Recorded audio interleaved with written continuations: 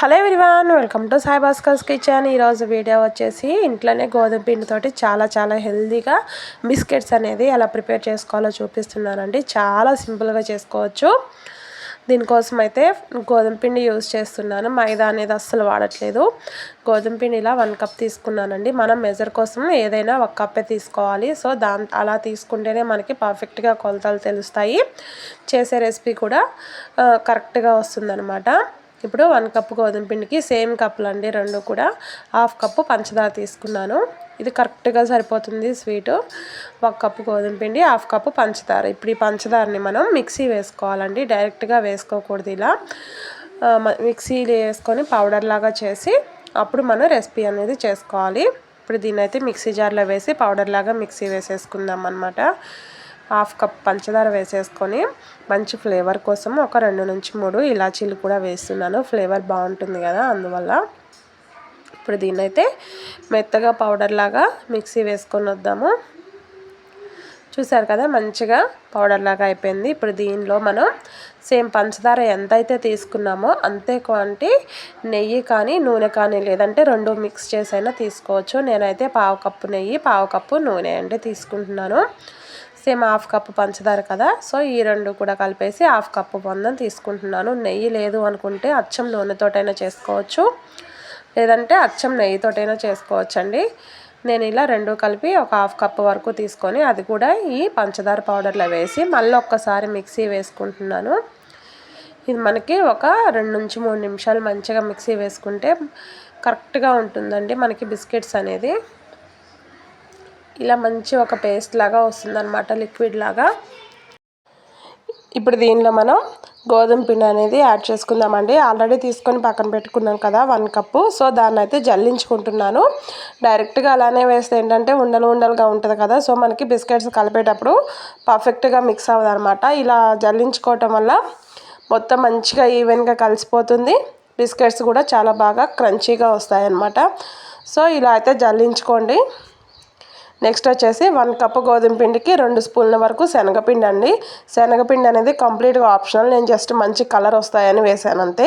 2 స్పూన్ల శనగపిండి, ఒక 1 స్పూన్ నువ్వులు, సేమ్ 2 స్పూన్ల వరకు బొంబాయి రవ్వ, ఒక 1/2 స్పూన్ వరకు బేకింగ్ పౌడర్ అండి, చిటికెడు వంట సోడా, అలాగే ఇంకొక చిటికెడు సాల్ట్ అనేది కొంచెం ఇలా స్వీట్ రెసిపీస్ చేసేటప్పుడు చిటికెడు వేస్తే బాగుంటుంది కదా, సో అందువల్ల వేసాను.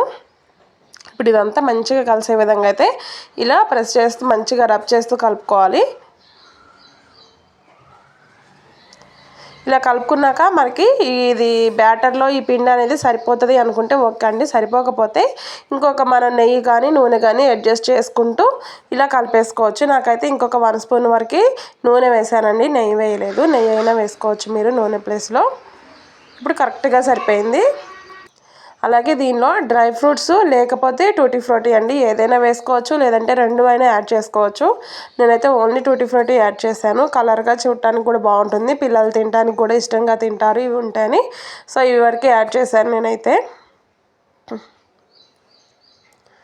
ఇప్పుడు ఇలా పర్ఫెక్ట్గా మంచిగా కలుపుకోవాలి.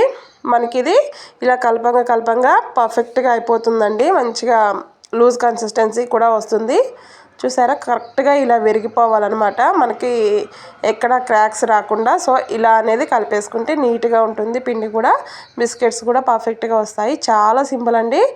మనకి పిండి కలుపుకోవడం జస్ట్ ఒక 5 మినిట్స్ పడుతుంది అంతే. నెక్స్ట్ అవి బేక్ అవడానికి ఒక 10 to 15 మినిట్స్, మొత్తంలో మనకి 20 మినిట్స్లో బిస్కెట్స్ అనేది రెడీ అయిపోతాయి. ఇప్పుడు దీన్ని అయితే ఒక 5 మినిట్స్ పక్కన పెట్టండి. 5 మినిట్స్ తర్వాత ఇలా నేనైతే ఇడ్లీ ప్లేట్లు ఉంటాయి కదా, సో వాటిలో చేస్తున్నాను. ఓవెన్ ఉంటే ఓవెన్లో కూడా చేసుకోవచ్చు, లేదు అంటే ఒక వెడల్పాటి గిన్నె ఉంటే దాంట్లోకి లోపలికి అడ్జస్ట్ అయ్యే విధంగా ఒక ప్లేట్ తీసుకొని ప్లేట్కైనా సేమ్ ఇదే విధంగా నెయ్యిని అప్లై చేస్తూ రెడీగా పెట్టుకోండి. ఇప్పుడు మనం ఆల్రెడీ కలిపి పెట్టుకున్న ఈ పిండిని చిన్న బాల్స్ లాగా చేసుకుందాం. ఫస్ట్ అయితే ఇలా బాల్ లాగా చేసేసుకొని జస్ట్ లైట్గా ఇలా ప్రెస్ చేయాలండి అంతే, మనకి బిస్కెట్ షేప్ అనేది పర్ఫెక్ట్గా వస్తుంది. అన్నీ ఇలా రెడీ చేసుకోవటమే చూపిస్తున్న విధంగా.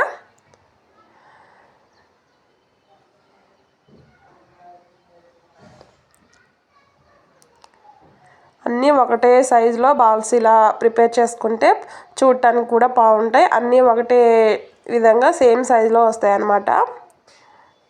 ఇంకా డిఫరెంట్ షేప్స్ చేసుకోవచ్చండి. మూన్ షేపు, మన దగ్గర ఏమన్నా ఇంకేదైనా ఎక్స్ట్రా షేప్స్ ఉంటే అలా చేసుకోవచ్చు. నేనైతే జస్ట్ ఫస్ట్ ఇలా అయితే చేస్తున్నాను, బాగుంటాయి చూడటానికి కూడా అని.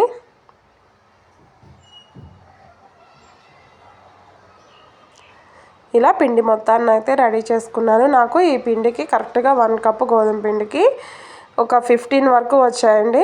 15 వరకు బిస్కెట్స్ అనేది వచ్చేసాయి అన్నమాట.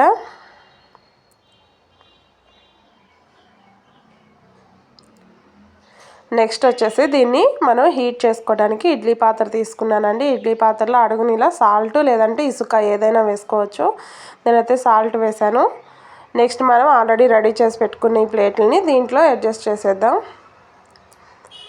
ఇప్పుడు దీన్ని మీడియం ఫ్లేమ్లో 10 to 15 మినిట్స్ చూసుకోండి. మనకి బిస్కెట్స్ అనేది లైట్గా కలర్ షేడ్ అవుతాయి. సో అలా అయ్యాయంటే మనకి బిస్కెట్స్ రెడీ అయిపోయినట్లే. అలా అని మాడనివ్వకండి, చూసుకుంటూ ఉండండి. ఈ కలర్ వస్తాయి మనకి పర్ఫెక్ట్గా. ఈ కలర్ వచ్చాక జస్ట్ నైఫ్ తోటి ఇలా అంటే స్పూన్ కానీ నైఫ్ తోటి కానీ వెంటనే వచ్చేస్తాయి. చూసారా ఎంత పర్ఫెక్ట్గా కుక్ అయ్యాయి. తినడానికి కూడా భలే ఉన్నాయండి ఇవి, చాలా అంటే చాలా బాగున్నాయి. వీడియో చూసిన వాళ్ళైతే తప్పకుండా ఒకసారి ట్రై చేయండి, చాలా పర్ఫెక్ట్గా వస్తాయి. ఎగ్జాక్ట్గా ఇలానే ట్రై చేయండి. ఇలాంటి వీడియోస్ అయితే డైలీ పోస్ట్ చేస్తుంటాను, మిస్ అవ్వకుండా చూడాలంటే ఛానల్ అయితే సబ్స్క్రైబ్ చేసుకోండి.